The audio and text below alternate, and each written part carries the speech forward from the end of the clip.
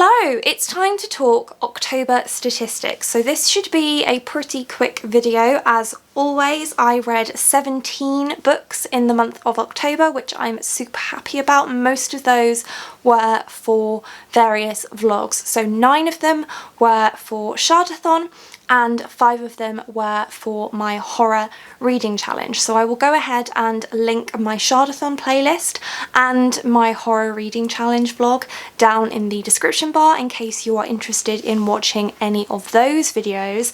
In the meantime, this video I'm just going to be wrapping up the statistics of my reads. So as I said, I read 17 books this month. Of those, one of them was a classic, kind of. That was The Giver by Lois Lowry. This one gets referred to as a classic pretty often, which is why I'm including it in this category, but it's not really that old. It was published in 1993.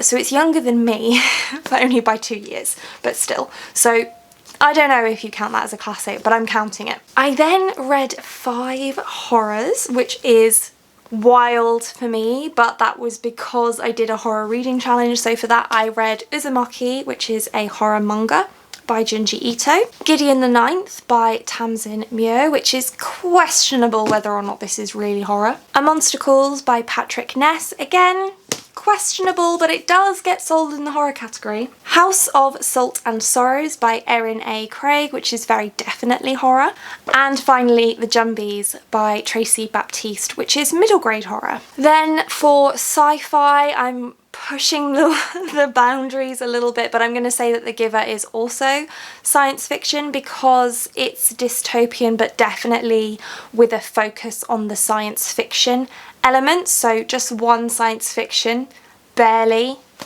Once again, pushing the boundaries on that one. For contemporary, I read The Wicker King by Kay Ankrum, On the Come Up by Angie Thomas, This Time Will Be Different by Misa Sugiura, and Felix Ever After by Kaysen Calendar. So 4 contemporaries. For romance, I'm also counting Felix Ever After in this category, as well as Fortuna Sworn by KJ Sutton and The Invisible Life of Adi LaRue by V.E. Schwab. So 3 romance reads this month. Adi LaRue is also a historical fiction, or it's a split timeline, and part of it is told in the 18th century and the other part is told in 2014, so I'm still counting this as a historical fiction. And that leaves us with a whopping 13 books, which also fit within the fantasy category, so no surprises there.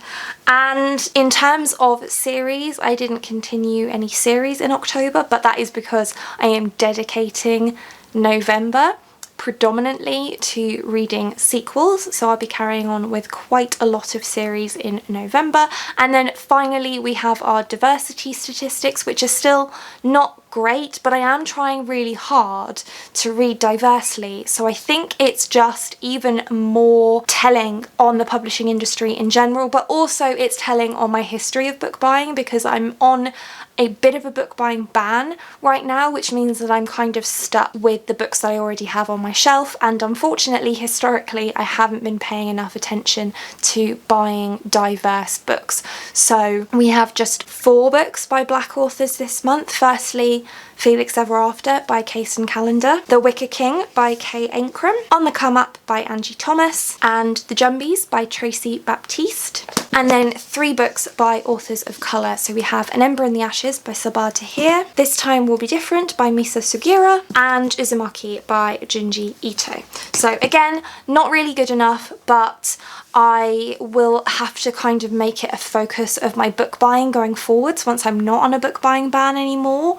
And from there, hopefully my diversity statistics will improve, because that does mean that 10 of the books that I read this month were by white authors. So 10 by white authors and 7 by Black and authors of colour, which isn't terrible, but it's still not as good as I'd like it to be.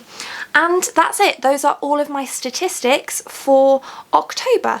So Let me know how many books you read in October and whether there are any statistics that you follow for your own reading and whether there are any you're particularly proud of this month. And that's it for this one. Thank you so much for watching. If you like this video and want to see more like this from me, then do think about hitting that subscribe button, and I hope to see you here again soon. Thanks! Bye!